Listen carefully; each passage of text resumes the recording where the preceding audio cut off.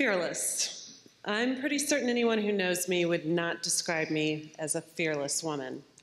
A strong woman, oh yeah. An outspoken woman, for sure. An intelligent woman, yes. Some might argue wildly attractive. But fearless, nope. I was not raised to be brave.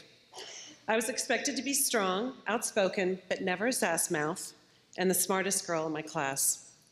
Bravery was not a value that my mother instilled in either of her girls, for she believed strongly in the power of fear. Fear as a motivator, fear as a deterrent, fear as contraception, fear as a way of plowing through life. Please allow me to open my Rolodex of dysfunction and share a few stories with you. Driving down 71 Highway many years ago on our way from Kansas City to Bentonville, Arkansas, the international mecca for Walmart, and also home to my grandparents, I recall my mother harping, as my father called it, for him to slow the car down. "Harry, you are going way too fast." This was back when 55 was the speed limit, and winding through those Ozark mountain hills, 3/4 of the way to see my grandma, Joe, and Papa, I remember thinking the same thing. Mom is right. Please slow down, please slow down. Next thing you know, we have sirens, lights flashing, and we are pulled over at the side of the busy 2-lane road. When it was determined that not only was my father going over 80 in a 55-mile zone, but also that he had no valid driver's license, the officer put him in the back of the squad car. My sister and I, probably around 8 and 11 years old at the time, immediately started crying and asked, "What's going to happen to Dad?"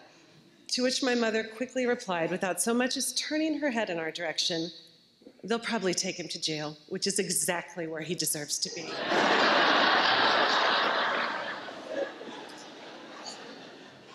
After what felt like 3 hours, my dad was released back to us from the police cruiser. By this point, my little sister and I were hysterical and inconsolable.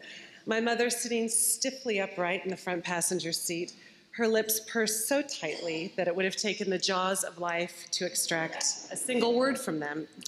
All hail my mother, the mighty queen of the eternal silent treatment. To this day, if I get pulled over, I immediately assume I deserve to go directly to jail. Jail. Here's a fun fact. Some of my parents' favorite Sunday family drives were picturesque jaunts in the station wagon through Lansing and Leavenworth, for what I like to refer to as the prison driving tour. All of the prisons, from federal to military, the all-women's, the white collar, if you were lucky, were featured, with my father often pulling a Yui at the guard tower for flourish. For the grand finale, the tour ended with, wait for it, St. Mary's Convent, where the lecturing would conclude with possible life choice A, jail, possible life choice B, the convent. We weren't even Catholic, I would explain. That would not matter, according to my father. Nuns were always accepting new sisters, and they would be more than happy to take us.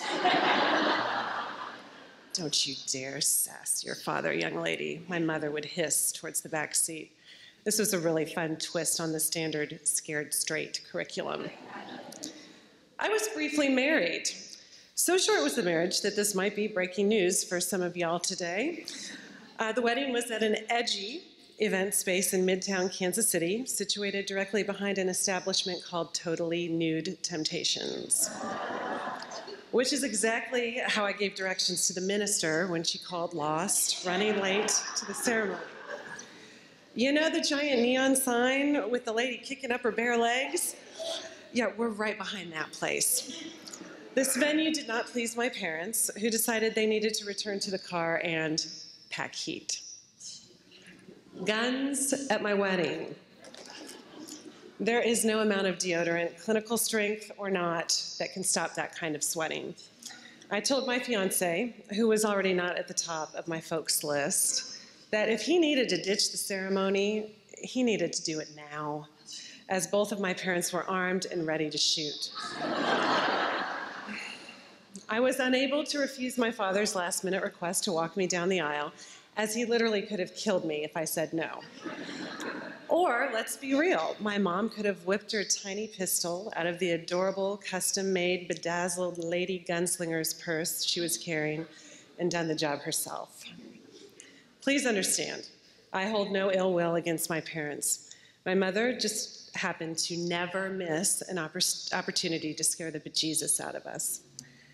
But I truly understand that everyone does the best they can. You do, I do, we all do. Most of us have no intention of hurting or damaging a loved one. But fear is the motivator behind so much of our behavior in this world, both good and bad. My mother wanted to build a smarter, tougher, more powerful beast out of me. And to a certain extent, she did. I'm the only one to graduate college. I earned a 4.0 in my MBA, and I've held it together by myself through some very difficult times. You become self-reliant in a hurry when you realize there's no soft place to fall in sight. You catch yourself. So, here I am, still alive and still far from fearless, but brave. Braver than I've ever been. Since I became a mother, in fact, from the day I found out I was pregnant, alone, terrified, mortified, and frankly flabbergasted, there was, and there continues to be, more and more and more and more to be afraid of in this great big world. But to me, bravery is bulldozing straight through that anxiety and terror, even though it is the really super hard thing to do. I do it every day. Ironically, my bravest acts come not in those moments where I pull it together and pull out my neutral facial expression and pretend that I'm not scared. My feats of real bravery have been when I melt into the anxiety and openly admit fear, stealing back my power from it. Yes, I will white knuckle it on this 10-hour transatlantic flight that I'm sure is hurtling us towards certain death, so I can show you the world. Sure, honey, I'll ride this clearly structurally unsafe Ferris wheel in a foreign country with you. Yes, I will meet you, new stranger from Match.com, for a drink, even though I have a sinking feeling that I will certainly be kidnapped and sold into white slavery and the subject of a 48-hour murder mystery special. Sometimes a little healthy fear is just the cattle prod needed to seize the day. Occasionally, a little healthy fear pushes me to do great things, like becoming a mother myself. I thank you for that, Mom. For that, Mom, I thank you.